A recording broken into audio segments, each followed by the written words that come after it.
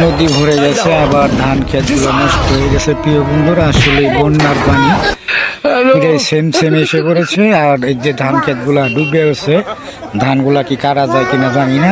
আপনারা সবাই একটু দোয়া করবেন, সবাইকে একটু দেখার মতো সুযোগ করে দিবেন। সবার কাছে জানাই অসংখ্য ধন্যবাদ। দেখেন কি পরিস্থিতি হয়েছে, ধানগুলা সব ডুবে পড়ছে, নদীতে পানি এসে পড়ছে। আসলে বর্তমানে খুবই সমস্যা, সবাই দোয়া করবেন। সকলে এই যে নৌকা দিয়ে এখন পারাপার হওয়া লাগছে, দেখছেন এই যে বর্তমান এই হলো অবস্থা। প্রিয় বন্ধুরা, সকলকে জানাই অসংখ্য ধন্যবাদ, এবং সকল প্রিয় বন্ধুরাই সবাই একটু শেয়ার করে দিবেন, সবাইকে দেখার মতো সুযোগ করে দিবেন।